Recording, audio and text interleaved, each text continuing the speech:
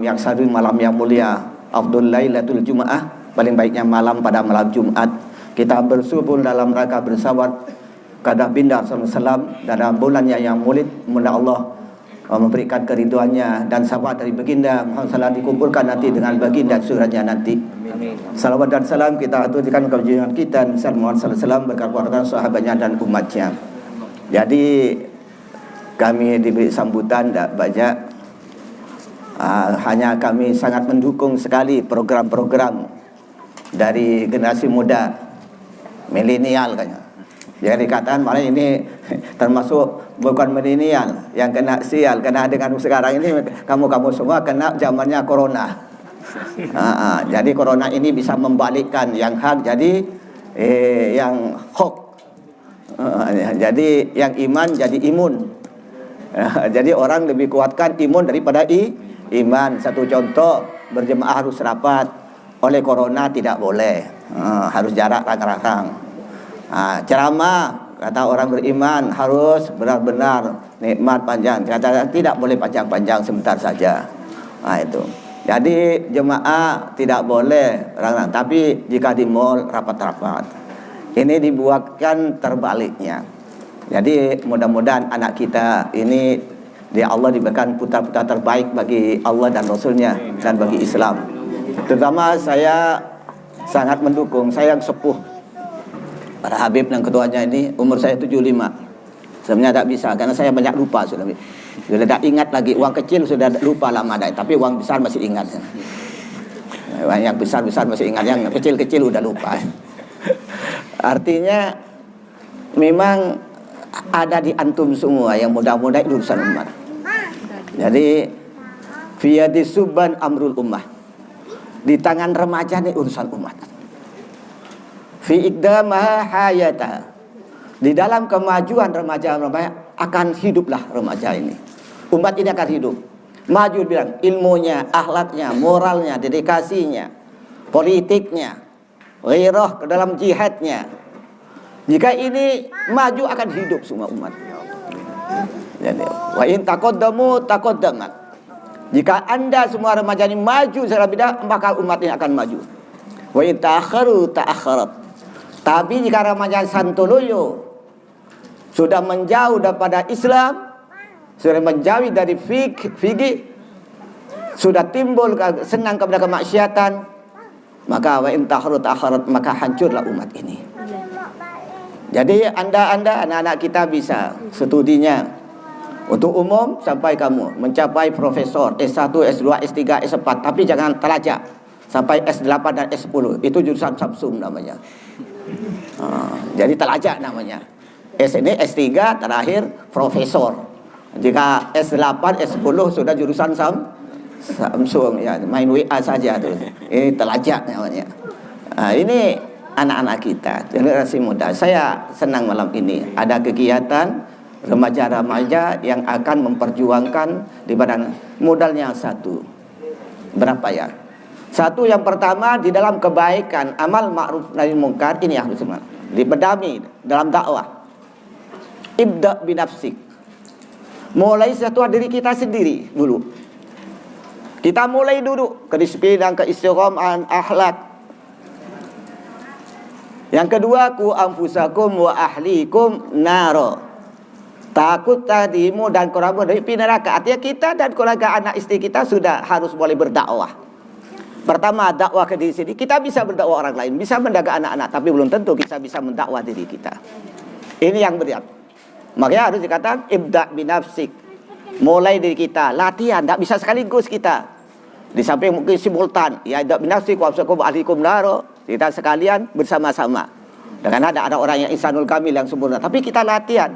Jangan kita hanya senang mana, tapi kita ini seperti lilin nanti. Orang lain terang, tapi lilinnya terbakar sampai hangus. Tapi jika begitu, pertama di dalam dakwah perjuangan ini ibda binafsik, mulai dari diri kita sendiri. Ala kulli alam, ala akhlak. Karena bu'istu liutamima makarimal akhlak. Saya diutus untuk menunjukkan akhlak. Bukan akhlak ini ada dua itu. Akhlak ada dua fungsi. Pertama, akhlak hablum minallah wa hablum minan nas. Akhlak yang pertama hablum minallah. amal ma'ruf nahil munkar. Jadi ma'rufnya bagi kita bisa. Sholat, puasa, zakat, duha, zikirnya bisa. Yang bisa, apalagi tidak bisa. Bisa berbuat baik, sedekah. Tapi nahil mungkarnya ini yang sulit. Bisa ke tidak maksiat. Bisa kita tidak sombong, takabur. Bisa tidak riya. Atau diobat dengan sifat tawadu, waro, qanaah, sederhana. Ini yang berat. Orang bisa kita bekerja amal ma'ruf, tapi yang paling sulit adalah nahil mungkarnya. Baik di dalam kepribadian atau di bidang dakwah. Orang bisa nyuruh sholat, ayo sholat. Tapi pada orangnya, orang minum kita larang, orang narkoba kita larang. Kayak ini yang berat. Baik pribadi kita dan orang lain dan keluarga kita. Jadi dalam dakwah ini, dalam yang akan dibangun oleh milenial ini kita, yang akan insya Allah mudah Allah beri kekuatan semuanya. Pertama, ibda bin nafsik. Yang kedua, ku anfusakum wa ahlikum naro. Kita kata orang, kita ada takutlah kamu. Jika istri kita tidak benar, anak kita yang masuk.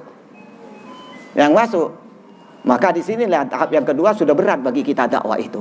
Diri kita sudah berat, ditambah keberatan lagi. Yang ketiga, baligh anni walau ayat. Sampaikan apa yang kau tahu, walaupun satu ayat itu sudah berdakwah secara umum. Tapi tidak bisa kita dulu paginya baru kuafusakum. Tidak, kita bisa simultan. Sampai kita latihan amal duka, latihan untuk perbaiki keluarga dan latihan juga mengingatkan umat. Mudah-mudahan dengan itu tiga kita capai. Jika kita nanti akan mengajak orang amal tapi kita akhirnya kita malu. Sebagaimana kata Ibnu Sebab, kita biasanya akan Anda merokok, tapi jangan orang lain jangan disuruh merokok. Anda melarang, akhirnya akan malu Anda, karena orang suruh orang merokok, Anda yang merokok akan berhenti sendiri. Ini ketika kita mengutip makonnya Habib Segaf. Begitu juga di dalam kita dakwah. Jadi yang pertama, idza nasiku amfusakum ahlikum naro. Yang ketiga, baligh anni walau ayat. Ini yang berat bagi kita. Tapi kita simultan, artinya bersama sekaligus. Kita jaga diri kita jaga keluarga kita, dan kita berdakwah. Insya Allah mudah-mudahan dengan niat yang baik Allah memberikan rezekinya. Inilah bagi saya dorong karena yang tua-tua sekarang sudah banyak sudah. Jadi tinggal yang muda-muda ini. Yang tua tinggal akan mendoakan, mudah-mudahan jadi orang yang baik. Ini anak-anak kita ini. Macam ilmu itu tidak ada lain untuk membawakan ketakutan kepada Allah. Bukan ilmu itu untuk gagak-gagagan. Ilmu untuk munakosa atau berdebat, bukan itu. Maka ilmu ini untuk tambah ilmu, tambah takut kepada Allah SWT. Baik tadi takutnya karena ma'rufnya dan nahil mungkarnya. Bukan alim itu tambah gagak, bukan. Tambah alim tambah tawadu. Tambah alim tambah takut. Baik kepada Allah, kepada hamba-hamba Allah. Man zada ilman wa lam yazdad hudan lam yazdad ila Allah illa bu'adan. Ilmunya bertambah terus ngaji sampai tahu, tapi tidak bertambah takut kepada Allah. Maka dia bukan bertambah baik kepada Allah, bahkan tambah jauh kepada Allah subhanahu wa ta'ala. Sudah tahu biasa dikatakan oleh Subat, fa ilmiun bi ilmi lam yu'malan mu'adzabun min qabli ubadil wahsan.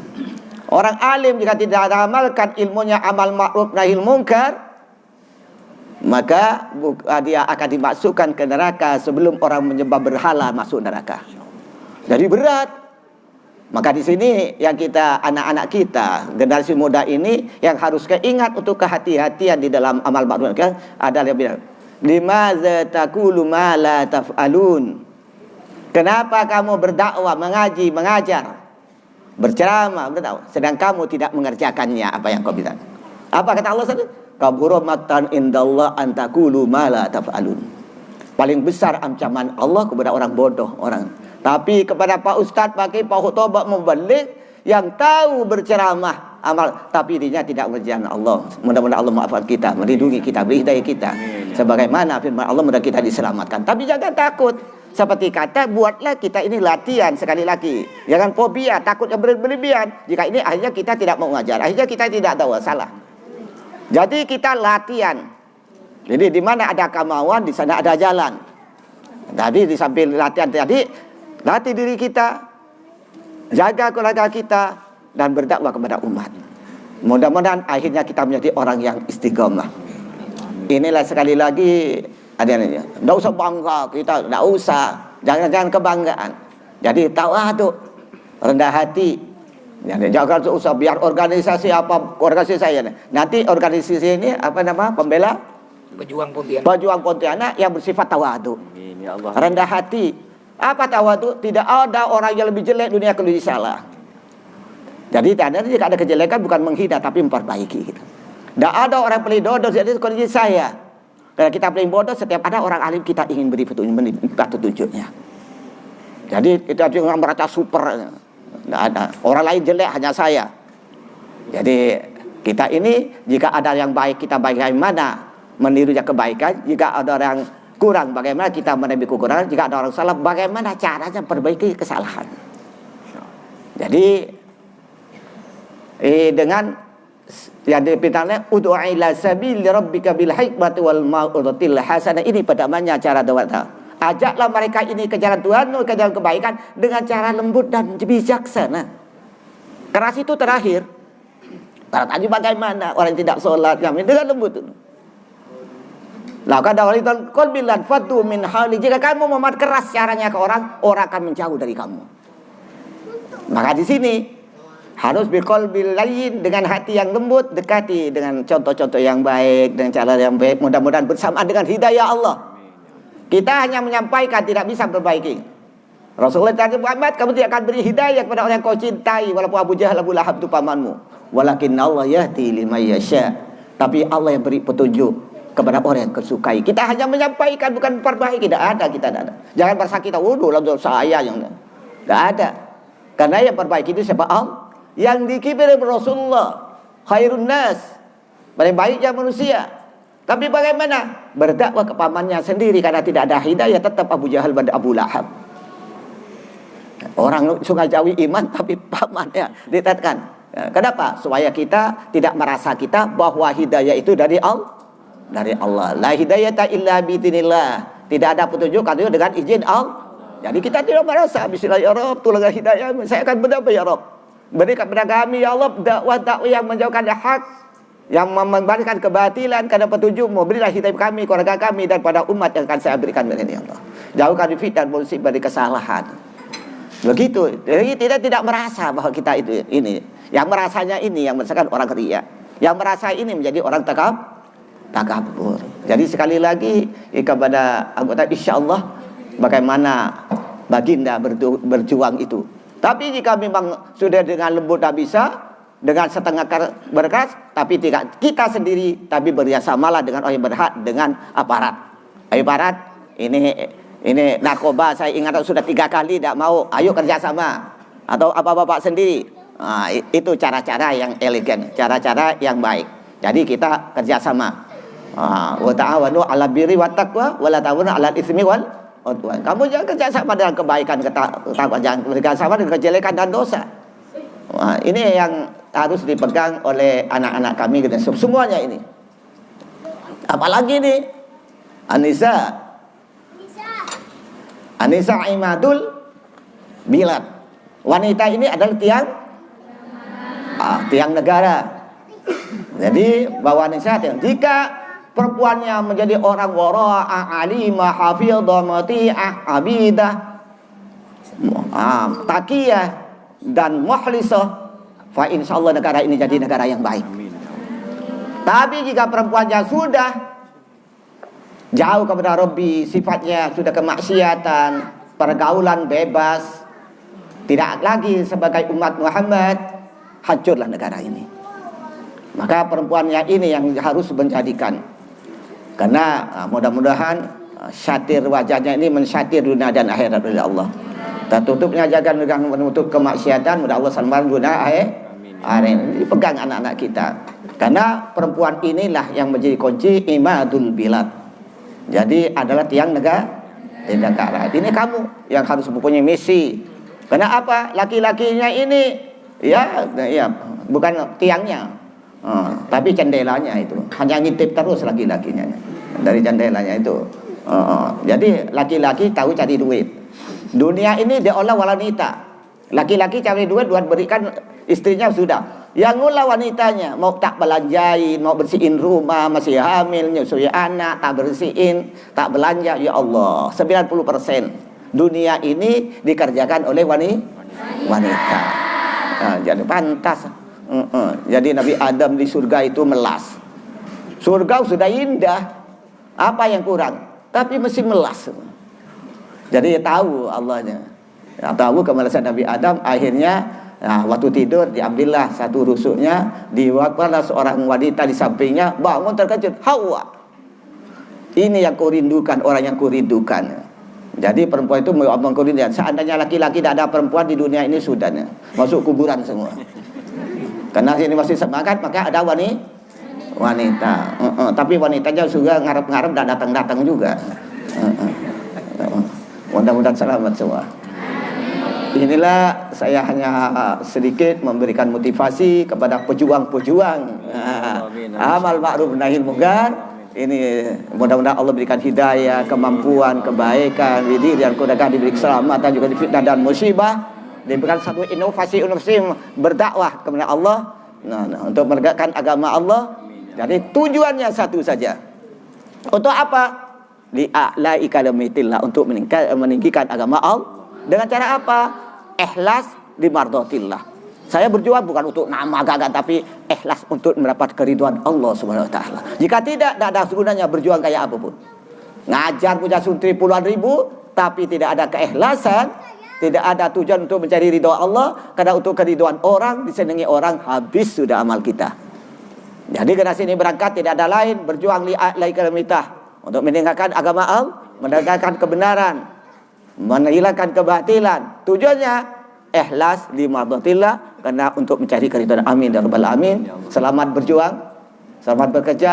Mudah-mudahan Allah selalu mendampingi sampai perjuangan ini titik terakhir, bertemu dengan Rabbi nanti di sana, berkumpul dengan mujahidah bersama baginda sallallahu alaihi wasallam.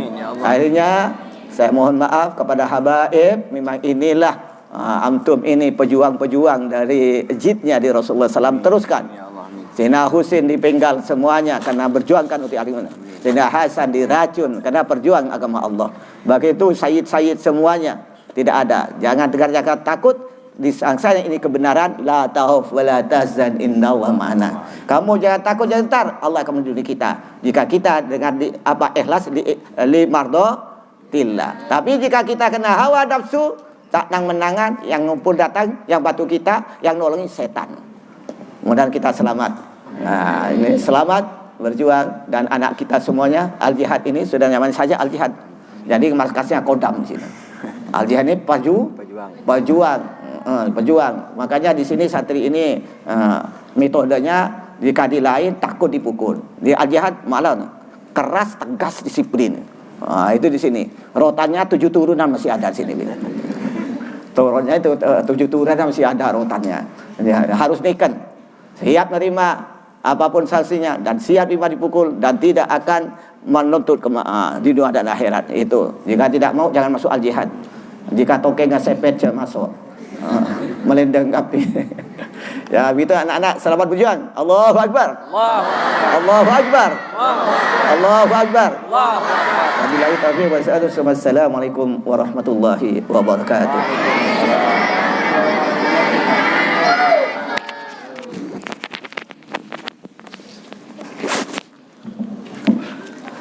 Assalamualaikum warahmatullahi wabarakatuh. Alhamdulillah rabbil alamin, wa bihi nasta'in ala umur dunya waddin. Wassalatu wassalamu ala asyrafil anbiya wal mursalin sayyidina Muhammadin wa ala alihi wa sahbihi ajma'in. Qala Allah ta'ala fil Qur'anil Karim, a'udzu billahi minasy syaithanir rajim. Bismillahirrahmanirrahim. Laqad kana lakum fi Rasulillahi uswatun hasanah liman kana yarjullaha wal yawmal akhir wa dzakarallaha katsiran. Wa qala an-nabiy sallallahu alaihi wasallam, innama bu'ithu litammima makarimal akhlaq. Shadaqallahul azim. Amma ba'du. Al-mukarram wal muhtaram yang saya hormati para habaib, para cucu-cucu Nabi Muhammad sallallahu alaihi wasallam, khususnya yang terhormat Ketua Pejuang Pontianak, termasuk beliau ini ketua saya, yaitu Al-Habib Mustafa Lidrus. Ini yang pakai gamis warna hitam di samping Abi. Ini namanya Habib Mustafa Al Idrus. Ya. Ini ketua pejuang Pontianak ini. Ya. Ini masya Allah. Biasa santri mungkin ngelihat ada video yang kebal ditusuk disembelih. Ini beliau orangnya nih. Korban tak jadi. Jadi insya Allah nanti santri ya kalau kepepet kena beliau tinggal dimandikan, insya Allah bisa kebal. Siap. Tapi kebal dari senjata, enggak kebal dari rotan. Bahaya kalau kebal dari rotan, melanggar nanti dipukul pakai rotan ketawa dia. Baik, yang saya hormati para kawan-kawan pejuang semua yang tidak bisa sebutkan namanya satu persatu, tapi tidak mengurangi rasa hormat saya kepada antum-antum sekalian. Yang terhormat Abi, pimpinan Pondok Pesantren Al Jihad Kiai Haji Abdul Muthalib Sugardi, mudah-mudahan kita doakan beliau mudah-mudahan selalu sehat panjang umur, bisa meneruskan memperjuangkan dari perjuangan Nabi Muhammad sallallahu alaihi wasallam. Juga yang terhormat Al Habib Umar Al Haddad, juga para asatid, para asatidah, para asatid dan ustadzat, para sesepuh, para tokoh-tokoh masyarakat, para warga, para undangan, hadirin hadir, para santri yang semoga kita yang hadir di sini dan yang mendengarkan ceramah ini selalu mendapatkan berkah dan rahmat dari Allah Subhanahu wa taala. Saya mewakili kawan-kawan pejuang Pontianak. Santri perlu tahu ini pejuang Pontianak ini kita asal usulnya buat grup ya, grup WA dari beberapa kawan-kawan di sini, semua suku ada. Ya, ada yang Habib, ada Melayu, Bugis, Madura, Jawa, Sunda dan semua suku, karena kita punya niat untuk mempersatukan semua umat Islam tanpa ada perbedaan suku, partai, aliran dan lain sebagainya, selama benderanya sama, la ilaha illallah Muhammadur Rasulullah, Tuhannya satu Allah, nabinya Nabi Muhammad, kitabnya Al-Quran, maka dia adalah saudara kita harus bersatu. Ya, karena kata Nabi Muhammad, saudara kita muslim, kalau sakit kita merasa sakit, senang merasa senang. Apa maksudnya pejuang Pontianak? Pejuang Pontianak ini sebagaimana yang Habib Rizik sampaikan, revolusi akhlak, untuk memperbaiki akhlak-akhlak yang ada di Pontianak ini. Jadi ada orang menghina Islam. Nah, itu tugas-tugas kami inilah untuk memperbaiki mereka, terutama jika yang menghina itu sama-sama orang Islam. Jadi tugas kami pergi ke rumahnya, kami nasihati, ya nasihati dengan baik-baik. Ya udah dinasihati baik-baik, tidak bagus tarik kuping lah sikit-sikit, ya dijewer, jentet kuping, tarik hidung ya. Itulah tugas kami memperjuangkan Pontianak ini untuk amar ma'ruf nahi mungkar. Jadi saya mewakili kawan-kawan semua, mohon berterima kasih atas kehadiran para undangan, para asatid, para santri, para warga yang bisa sudi hadir di acara kami ini, yang mana sebenarnya ini acara yang digagas oleh pejuang Pontianak kolaborasi bergabung dengan para santri.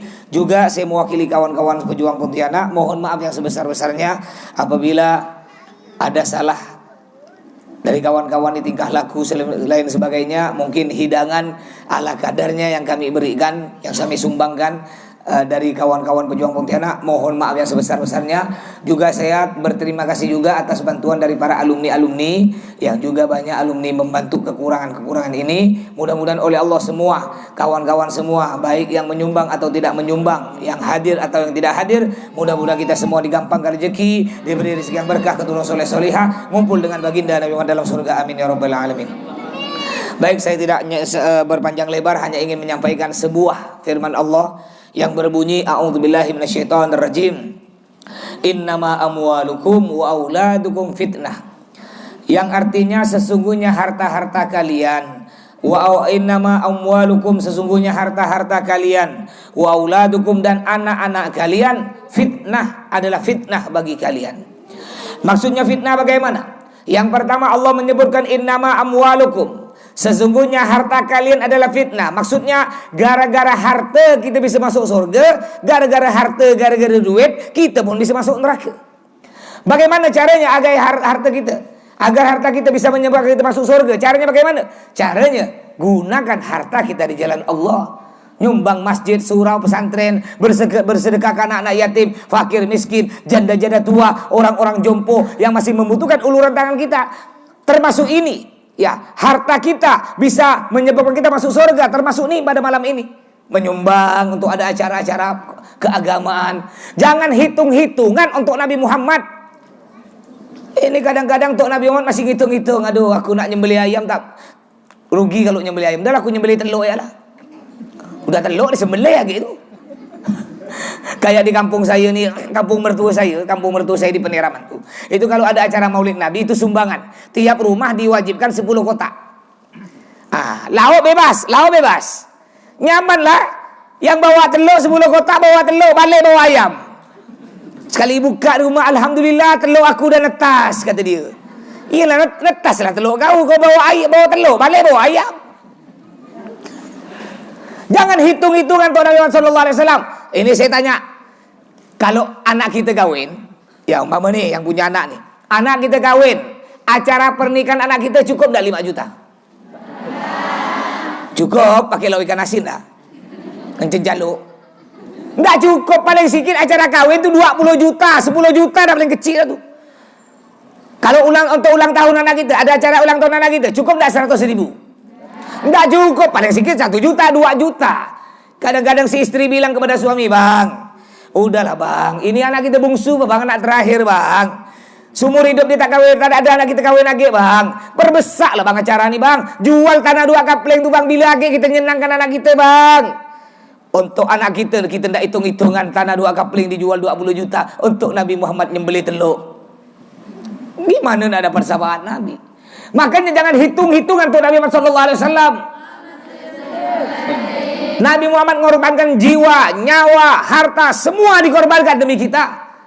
Sampai-sampai ketika Nabi Muhammad hampir meninggal dunia, dicabut nyawanya oleh malaikat pencabut nyawa. Malaikat pencabut nyawa menyambut dengan lemah lembut. Ketika dicabut, Nabi pegang tangan malaikat Israel. Israel, sakit wahai Israel. Apa kata malaikat Israel? Muhammad, aku tidak pernah mencabut nyawa sepelan, selembut ini kecuali engkau wahai Muhammad. Sakit wahai Israel.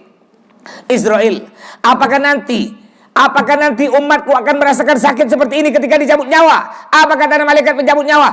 Bukan sakit seperti ini, lebih sakit dari ini wahai Muhammad. Akhirnya Nabi Muhammad saking sayangnya kepada kita, beliau mengangkat tangan berdoa, ya Allah, jangan kau timpakan rasa sakit dicabut nyawa kepada umatku, timpakan kepadaku ya Allah. Alhamdulillah, berkat doa Nabi kita tidak terlalu merasakan sakit. Kalau Nabi tidak doa, kita dicabut nyawa mungkin kayak ayam disembelih gelepar-gelepar.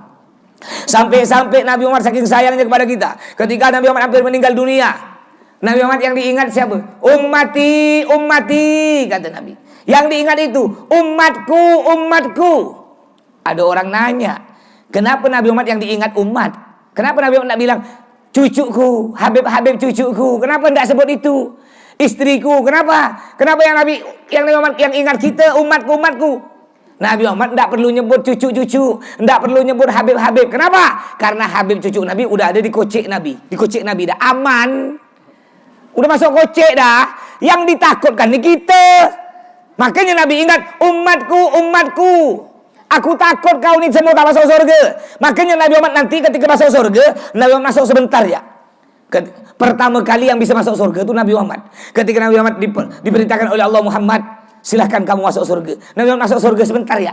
Udah masuk surga, Nabi Muhammad keluar. Nyari siapa? Nyari umat yang masih ada di neraka. Cari. Ya mungkin termasuk saya nih kali masuk neraka dulu. Ya mudah-mudahanlah semuanya masuk surga. Ya, walaupun masuk surga terakhir tak apa-apa lah. Yang penting masuk surga. Bukan apa disebutkan dalam kitab tuh, ada orang yang masuk surga terakhir namanya Juhainah. Ya. Orang terakhir masuk surga namanya Juhainah. Ada sini namanya Juhainah. Tidak ada. Insya Allah masuk surga pertama. Nurjannah sebanyak. Yang banyak Nurjannah. Istri Ustaz Qasim tuh. Juhainah tidak ada. Jadi Allah memerintahkan malaikat-malaikat, kau cari orang yang di dalam hatinya masih ada rasa iman kepadaku, cari di neraka. Kalau ada, ambil, masukkan surga. Dicari, masih ada, masukkan surga. Lapor malaikat, ya Allah, udah habis, ya Allah, tidak ada lagi. Yang beriman kepadamu tidak ada lagi. Kata Allah, masih ada sisa satu, cari betul-betul. Cari kena malaikat, dibongkar puing-puing api neraka itu. Dibongkar. Rupanya ada apa? Ketika dibalik puing-puing bara api neraka, rupanya ada segumpal hati. Hati tersebut keluar suara. Apa suaranya? Ya Hanan, ya Manan, ya Hanan, ya Manan. Diambil hati tersebut oleh malaikat, dicelupkan di telaga, hidup, langsung dimasukkan dalam surga. Ditanya, ya Allah, ini siapa ya Allah? Kenapa dia bisa masuk surga? Dia ini rupanya Pak, bajingan preman. Solat tada, ya solat kadang-kadang, puasa jarang-jarang, disuruh ngaji malah hilang. Nakal, naudzubillah. Maksiat terus kerja dia. Tak ada pernah buat ibadah, tak ada pernah bersedekah. Pelit, naudzubillah.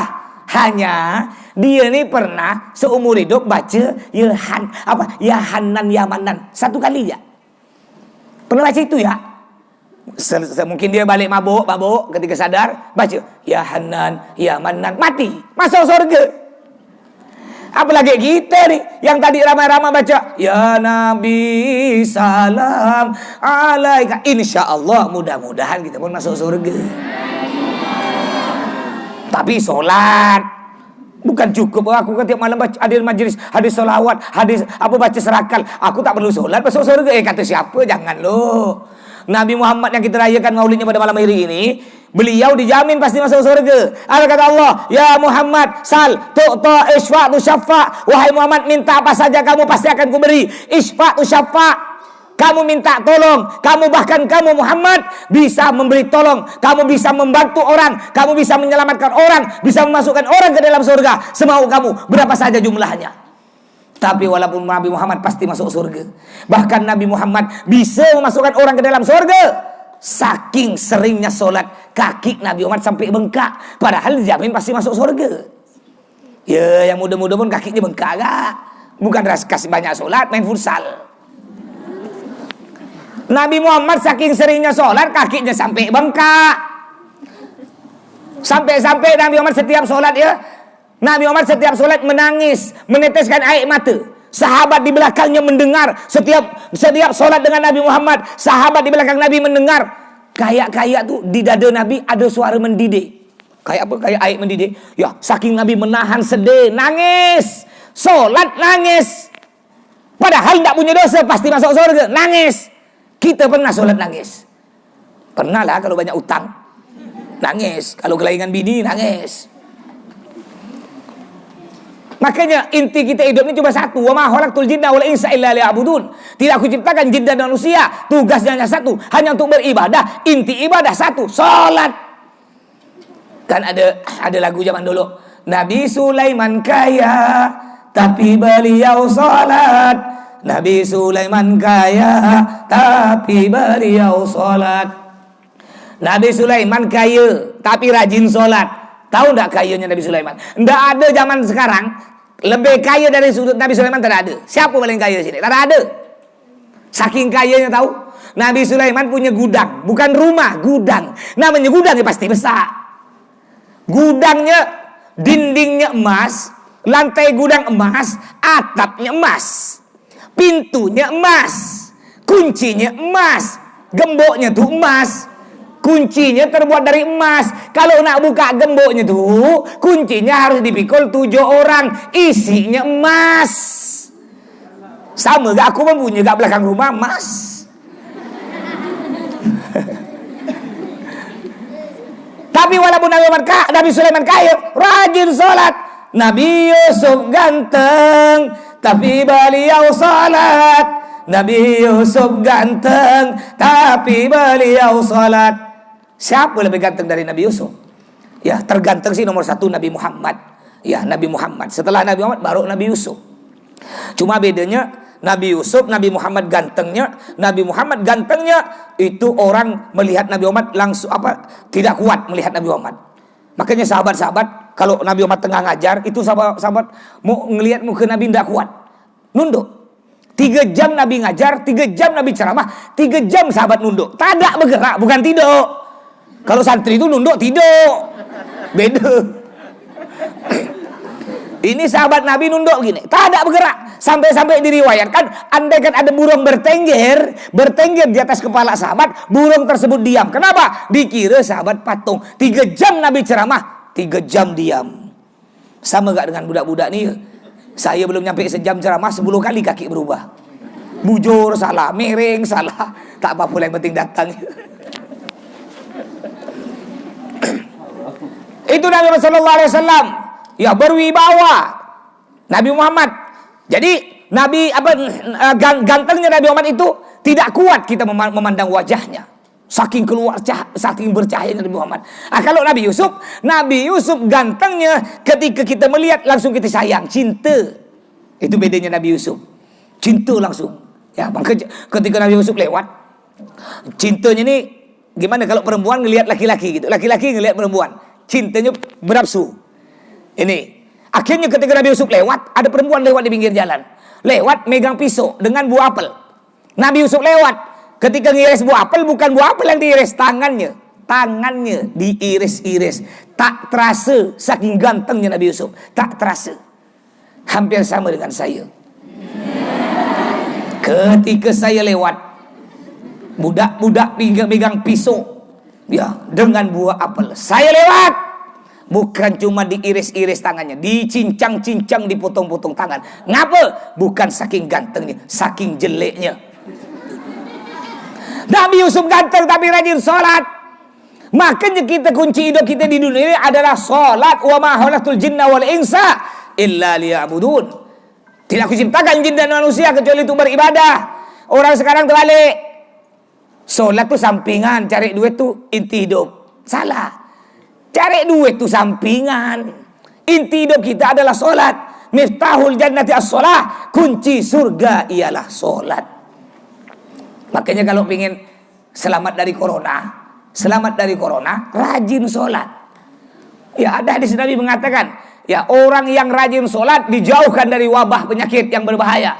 Termasuk juga yang rajin baca Al-Quran santri. Wa nunazzilu minal Qur'an ma huwa shifaa'un wa rahmatun lil mu'minin.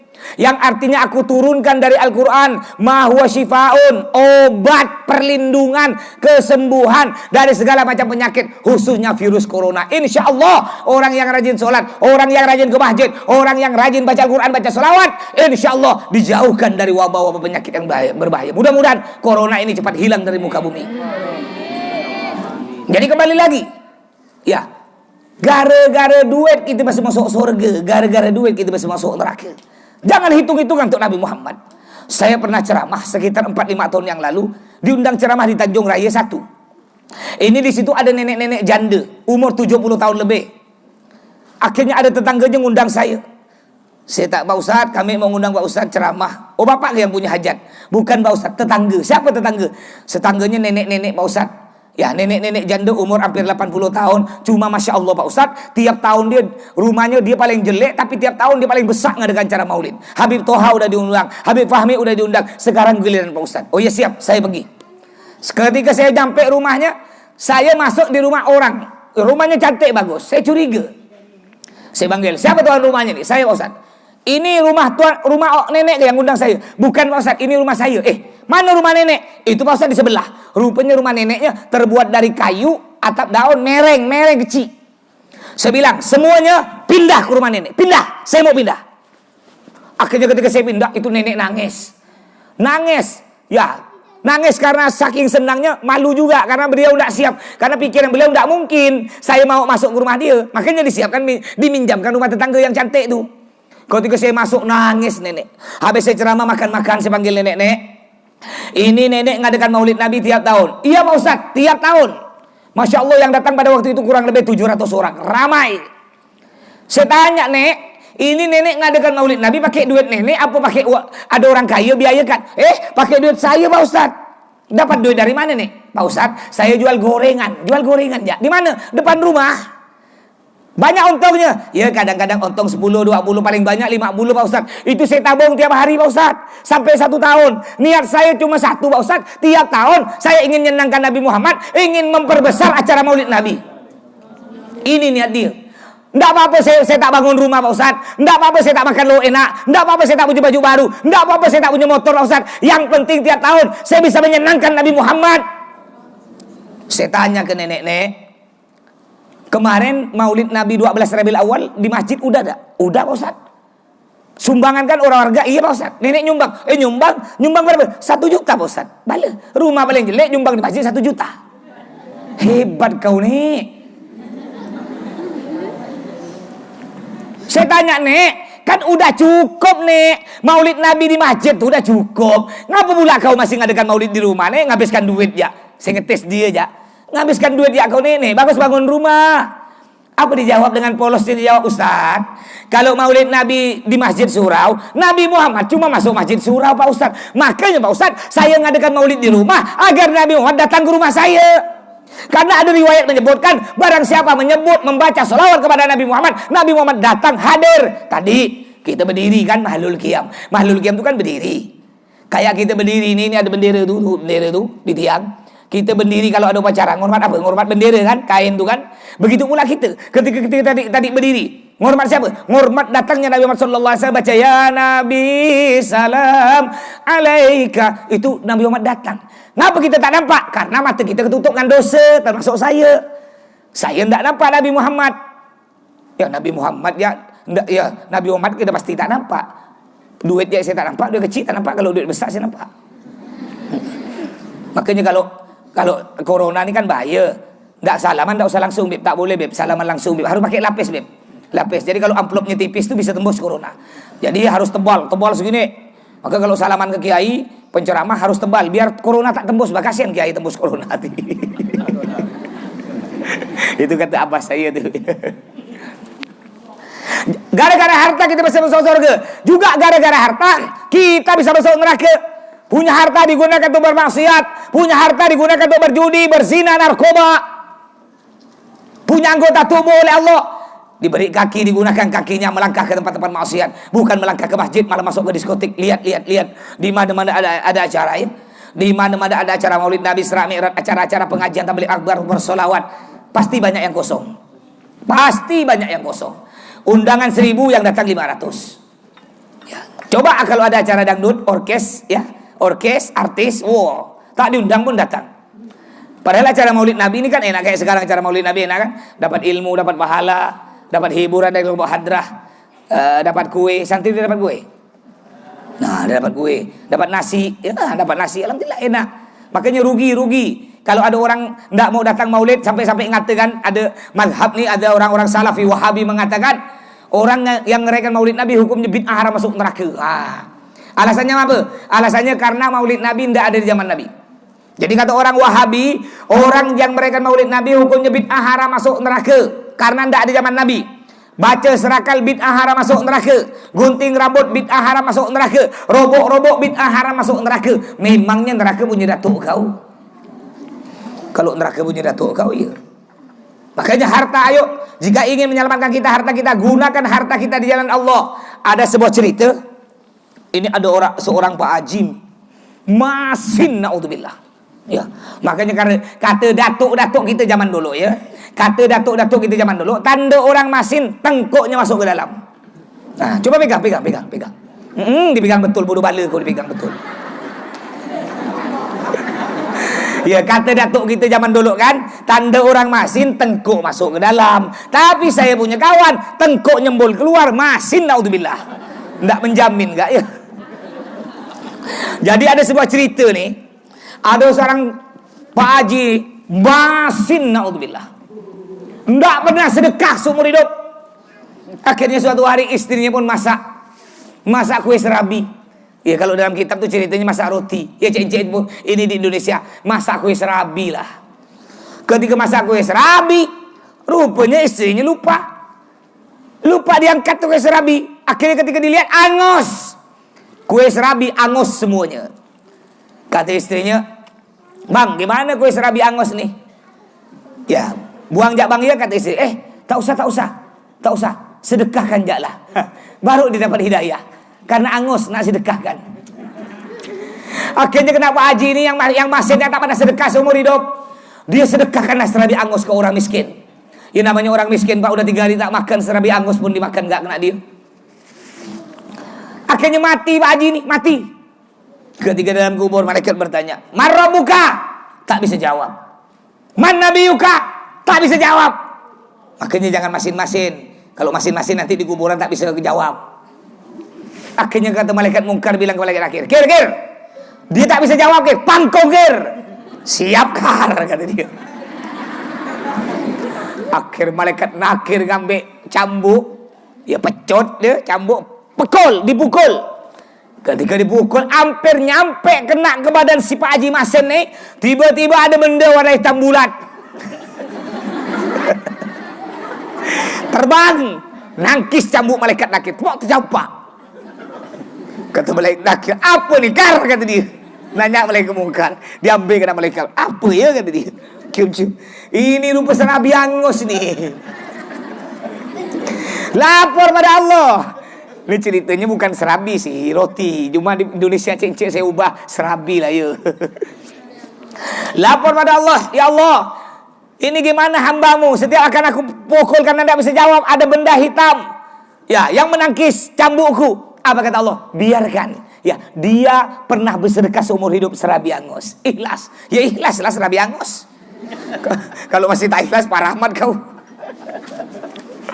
Terus wa auladukum fitnah, yang kedua. Dan anak-anak kalian adalah fitnah bagi kalian. Maksudnya fitnah bagaimana? Gara-gara anak kita bisa masuk surga, gara-gara anak kita bisa masuk neraka. Bagaimana caranya agar anak kita bisa menyebabkan kita masuk surga? Caranya bagaimana? Sisa satu kuncinya, didik anak-anak kita dengan pendidikan agama, masukkan mereka ke pondok pesantren. Ini alhamdulillah, gara-gara corona udah sebulan bulan corona kan, sekolah-sekolah umum masih tutup kan. Ayo mungkin anak-anak luar SD SMP ada buka tak? Belum kan? 10 bulan tak ada sekolah kan? Tapi enak Pak Ustaz, ada daring. Sekolah dalam jaringan pakai HP. Tak ada guna pakai HP itu, ngerosak. Betul kalau kata saya ngerosak. Belajar 2 jam, main game 5 jam. Game ular, Mobile Legend. Ngapa tahu aku main gak?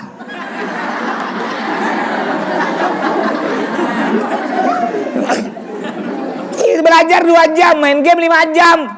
Belum lagi nonton, naudzubillah, nonton film porno, lain sebagainya, aurat-aurat. Rosak anak kita. Ini ada ustaz sini. Ya, ustaz sini namanya Ustaz Satori. Ya. Ada beliau, datang beliau. Tidak datang, ya mungkin beliau undangan. Ada di luar, ada beliau di luar. Ustaz Satori ini tanya, orangnya di sini ngajar, Beb. Ini beliau punya keponakan dari umur 2 tahun diberi HP sampai umur 6 tahun. Berarti main HP 4 tahun. Tiap hari main HP. Dibelikan kuota kena orang tuanya. Ya, tiap hari main HP. Ketika udah nyampe umur 6 tahun, dibawa main-main ke rumah keluarga. Ketika di depan pintu, emaknya masuk. Anaknya masih berdiri di depan pintu. "Bang, masuklah bang." Apa kata si anak? "Mana pintunya mak?" "Itu." "Mana nampak mak, gelap-gelap." Rupanya gara-gara HP, buta. Dibawa ke dokter mata, diperiksa, tak bisa dah, tak bisa, sampai sekarang tak bisa melihat. Buta. Gara-gara main HP. Saya alhamdulillah punya anak 3. Ya santri tahu semua, anak saya 3-3-nya enggak boleh megang HP. Sampai anak saya yang pertama, ya Iim, itu protes dia. "Ya baba, lima ada ukhti mejus amsik jawal." Kebetulan bahasa Arab, "Baba, kenapa ukhti tidak boleh megang HP? Sedangkan sepupu-sepupu semuanya punya HP. Lebih kecil umurnya punya HP. Masa ukhti tidak boleh megang HP?" Saya bilang ke anak saya, "Tidak boleh. Ukhti boleh megang HP kalau hafal Quran 30 juz." "Oh, kalau hafal Quran 30 juz, belikan HP. Besar kayak apa? Besar kayak bantal, kayak pintu kalau perlu. Besar HP-nya. Biar aku pekol sekali." Rosak anak kita gara-gara HP. Manfaatnya kurang.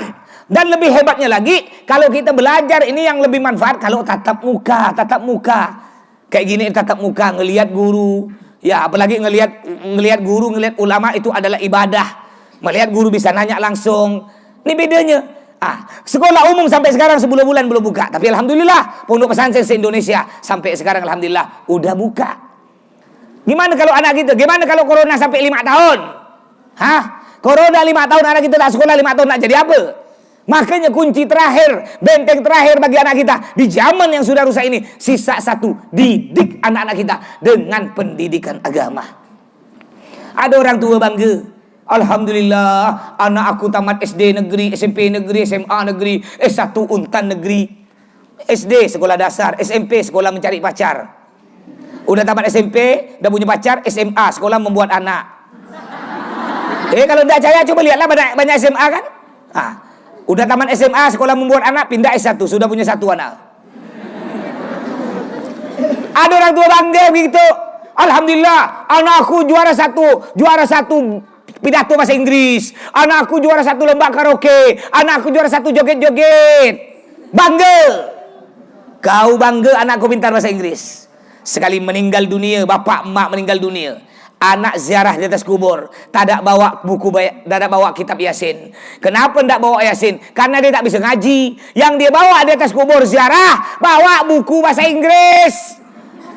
Dibaca di atas kubur bapak mama, I love you. Apa kata malaikat? I lepok you, kata malaikat. Dilepok nak malaikat baru terasa. Tapi kalau anak kita dididik dengan pendidikan agama, dimasukkan ke pondok pesantren, kita meninggal dunia, anak kita datang dengan adik-adiknya bawa Yasin, baca Yasin di atas kubur kita sambil menangis. Bismillahirrahmanirrahim. Yasin. Kita lihat dari dalam kubur di atas, ya Allah, anak aku yang baca Yasin sejuk. Masya Allah, anak aku yang ingat kepadaku. Sedangkan abangnya yang kukuliahkan sampai S3, yang sekarang jadi pejabat tinggi, yang jadi pegawai negeri, yang jadi orang kaya, dia tak ingat aku, tak pernah ziarah kuburan aku. Ini adiknya yang bodoh bala, yang nakal, yang tak kupedulikan, yang tak aku kuliahkan, cuma aku kirim ke pondok pesantren. Rupanya dia yang masih ingat ke aku, dia yang baca Yasin kepada aku. Sejuk kuburan kita. Ingat, gara-gara anak kita bisa masuk surga, gara-gara anak kita bisa masuk neraka. Anak kita dibiarkan tidak mondok, dibiarkan tidak tahu agama, dibiarkan buka aurat, dibiarkan tidak pakai jilbab. Walaupun kita sebagai orang tua rajin ke masjid, rajin bersolawat, rajin beribadah, kita biarkan anak istri kita, biarkan anak kita istri kita tidak sholat, dibiarkan buka aurat, tidak pakai jilbab, berpacaran, bermaksiat, kita masuk surga, anak istri masuk neraka. Anak istri bilang kepada Allah, ya Allah, saya tidak terima ya Allah, suami saya enak-enakan di surga, sedangkan saya masuk neraka. Ketika di dunia ya Allah di Pontianak, dia enak-enakan ke masjid, saya dibiarkan ke diskotik. Dia enak-enakan sholat, saya dibiarkan bermaksiat, buka aurat, pakai baju ketat, tidak pakai jilbab, berpacaran. Keluarkan ya Allah, keluarkan suami saya dari surga, kumpulkan bersama saya di neraka. Akhirnya satu keluarga masuk neraka. Ingat, jangan cuma kita selamatkan diri kita, kita punya anak, punya keluarga, selamatkan mereka semua dari api neraka. Juga dengan ilmu agama inilah kita bisa mengenal siapa Nabi Muhammad SAW yang kita rayakan maulidnya pada hari ini. Nabi Muhammad punya cucu. Makanya judulnya sekarang ini kita nih Pondok Pesantren Al-Jihad memperingatan maulid Nabi Muhammad. Dengan maulid Nabi kita cintai cucu Nabi para habaib. Kalau betul-betul kita cinta ke Nabi, kuncinya kita wajib mencintai cucu Nabi. Sebagaimana Allah disebutkan dalam Al-Quran, A'udzubillahi minasyaitonirrajim. Qul la as'alukum alaihi ajra illal mawaddata fil qurba. Yang artinya, katakanlah wahai Muhammad, aku tidak mengharap harta, tahta, wanita apa saja karena jasa-jasaku terhadap kalian. Aku tidak mengharap itu semua, kata Nabi. Yang kupinta cuma satu, illal mawaddata fil qurba. Hormati, cintai, muliakan cucu-cucuku para habaib yang masih banyak di dunia ini. Kalau kita cinta Habib karena gantengnya, maka kita akan benci ke Habib yang jelek. Kalau kita cinta ke Habib karena kayanya, maka kita akan benci ke Habib yang miskin. Kalau kita cinta Habib karena pintarnya, alimnya, maka kita akan benci kepada Habib yang bodoh. Kalau kita cinta Habib karena ahli ibadah, karena dia orang soleh, maka kita akan benci kepada Habib yang bermaksiat. Tapi kalau kita cinta kepada Habib karena Allah, cinta kepada Habib karena Rasulullah, maka itulah yang disebut cinta sejati. Habib, bedanya Habib, ya Habib dengan saya. Nabi Muhammad terbuat dari cahaya. Cahaya Nabi Muhammad, nurnya terbagi dua. Ada nur berupa nasab, keturunan, ada nur berupa ilmu. Kalau Habib ini dapat cahaya dari Nabi berupa nasab, keturunannya. Sedangkan saya, abi, ustadz-ustadz, santri-santri ini dapat kemuliaan dari Nabi karena ilmu. Saya, Abi, ustaz-ustaz semua ini, kita semua selain Habib, ya, ndak akan dihormat orang kalau tak punya ilmu, kalau tak punya akhlak, ndak ibadah. Beda dengan Habib. Habib, walaupun tak punya ilmu, walaupun tidak ibadah, walaupun tak punya akhlak, walaupun suka maksiat, tetap Habib dimuliakan. Kenapa? Karena dalam tubuhnya mengalir darah Nabi Muhammad sallallahu alaihi wasallam. Sampai-sampai tadi Abi nyebutkan Habib Segaf, guru Mas Habib Segaf Baharun. Ya, ada ceramah beliau mengatakan, kalau ada orang benci ke Habib Rizik, kalau ada orang benci ke FPI, perlu dipertanyakan hatinya. Berarti di dalam hatinya ada sifat munafik. Ini kata beliau Habib Segaf Baharun. Jangan sampai kita bermusuh dengan Habib. Jangan sampai kita benci kepada Habib. Sampai-sampai ada Habib namanya Habib Idrus Al-Habsyi. Nih, saya pernah ziarah dulu ke beliau sekitar tahun 95 gitu ya, 25 tahun yang lalu. Ya, ziarah ke beliau Habib Idrus Al-Habsyi. Ini beliau seorang waliullah ya. Jadi Habib Idrus Al-Habsyi ini kalau diundang orang, ini saking mulianya Habib. Habib Idrus Al-Habsyi kalau diundang orang, ada orang undang, "Beb, ana ngundang antum Beb untuk datang kampung ana untuk ceramah Beb." Habib Idrus Al-Habsyi nanya, "Tunggu lo. Di kampung kau ada Habib enggak?" "Enggak ada, Beb." "Enggak ada Habib?" "Enggak. Aku enggak mau datang kampung kau. Kampung kau tak berkah. Nanti dapat berapa hari ada orang kampung lain ngundang beliau. Tunggu lo, aku sebelum datang kampung aku nak nanya lo. Kampung kau ada Habib enggak?" "Enggak ada, Beb." "Ada enggak Habib pernah lewat ya di kampung kau?" "Sekali ya." "Oh ada, Beb. Kemarin ada Habib lewat main goes, Beb, goes sepeda lipat. Lewat, Beb, sambil cari kutu air, mama ya kan miara Habib nyemir ikan, ya. Lewat sekali ya, Beb." "Apa kan?" "Apa pula lari ke kutu air?" Ya biar tak tegang, Pak ya. Ya. "Oh ada, Beb. Ada Habib lewat satu kali ya, Beb." Apa kata Habib itu Salafsi? "Oh kalau gitu aku nak lewat kampung kau karena kampung kau berkah." Makanya kita bersyukur orang Pontianak nih. Kita punya sultan, punya raja Pontianak, keturunan Rasul. Habib Mahmud Melvin bin Abu Bakar Al-Gadri, beliau cucu Nabi. Bersyukur. Ya berkah nih. Kenapa Pontianak ini oleh Allah sampai sekarang enggak ada gempa bumi, enggak ada tsunami, angin puting beliung enggak sampai mati semua nih. Kenapa? Karena masih ada Habib. Hormati para Habib cucu Nabi. Naudzubillah sekarang ini orang banyak kurang ajar kepada para Habib. Bahkan ada orang yang ngaku-ngaku Habib. Mentang-mentang hidung mancung, jenggot panjang ngaku Habib. Kambing jenggot panjang tak ngaku Habib. Gajah hidung mancung tak ngaku Habib. Saya ganteng segini tak ngaku Habib. Sampai-sampai orang bilang, "Pak Ustadz nih kayaknya Pak Ustadz nih Habib. Pak Ustadz nih azmatkan." Bukan azmatkan, syahrukan, tak berubah. Macam-macam yang ngaku-ngaku Habib ya. Makanya kalau kita ingin dapat syafaat Nabi Muhammad, jangan kurang ajar kepada para habaib. Apa kata Nabi Muhammad? "Lau anna rajulan sofana baina rukni wal magam wa shalla wa shama wa mubghidun li ali Muhammad dakhalan nar."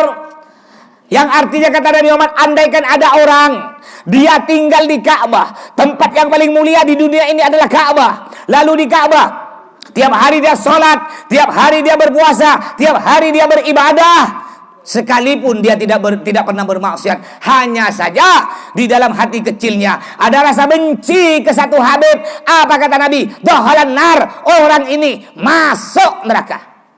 Walaupun dia kiai, punya santri 100.000, semua santrinya bisa terbang, benci ke satu Habib, masuk neraka.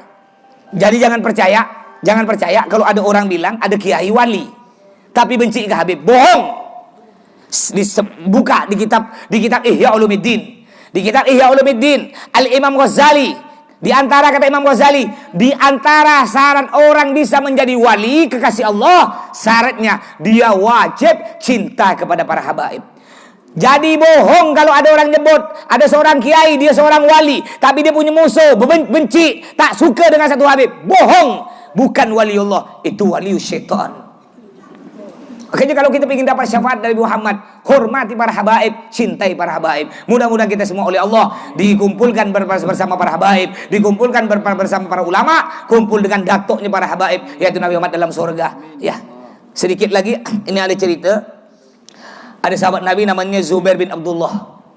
Ya, Zubair bin Abdullah, Nabi Muhammad pada waktu itu bekam canduk, nyedot darah, mengeluarkan darah, dapat darah satu mangkuk, kayak satu mangkuk bakso. Nabi panggil Zubair, Zubair sini kau, buang darah, buang ya. Siap Nabi.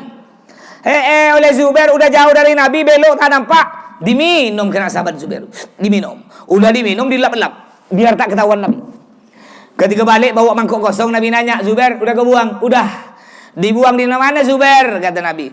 Dibuang di tempat yang orang tak bisa lihat. Maksudnya dalam perut. Diminum. Maksud kau apa Ber? Kata Nabi. Maksud saya Nabi, saya minum. Ini namakan Zubair Ber. Ini payah orang Indonesia nih ya. Orang Indonesia kalau namanya Ahmad, Mat. Kata dia. Bakar Kar. Kalau di Arab tak ada di Arab. Di Arab tuh manggil nama semua panjang. Di Arab. Kalau nama saya Athaillah panggil tok gitu ya. Habib Mustafa biasa panggil mus gitu ya. Kalau di Arab tak ada. Arab tak boleh. Itu kurang ajar kata orang Arab. Makanya orang Arab manggil nama lengkap. Umpama Habib Mustafa, Athaillah, Abdurrahman, begitu orang Arab. Ya, cuma di Indonesia udah kebiasaannya gitu. Jubair ber. Jeber jadi. Akhirnya Nabi nanya, maksud kau apa Zubair? Maksud saya Nabi, saya minum. Nabi Muhammad tidak marah. Lalu Nabi Muhammad bilang, orang yang darahku bertemu dengan darahnya haram dimakan api neraka. Ini Sayyidina Zubair hanya minum darah Nabi. Bagaimana dengan para habaib syarifah cucu-cucu Nabi yang darahnya langsung melekat, nyambung terus menerus bersama Nabi Muhammad. Lebih utama lagi kalau diharamkan dari api neraka. Tapi Habib juga jadi contoh yang baik, Bib. Ya, karena kami siapa kira kami contoh kalau bukan Habib. Makanya Habib jadilah contoh yang baik. Kalau Habib tak solat kami kan ada pepatah tuh kan, kalau guru kencing berdiri, murid kencing berlari. Kalau Habib tak solat sekali, kami sebulan. Nah, mudah-mudahan para habaib juga bisa menjadi contoh yang baik bagi kami. Sekali lagi mudah-mudahan kita semua bisa berkumpul dengan para habaib ulama, berkumpul dengan baginda dalam surga. Amin ya rabbal alamin. Mungkin sampai di sini, kurang lebihnya mohon maaf. Usikum nafsi bitaqwallah. Assalamualaikum warahmatullahi wabarakatuh. Doa boleh saya sampaikan. Maulid Absyi. Baca doa.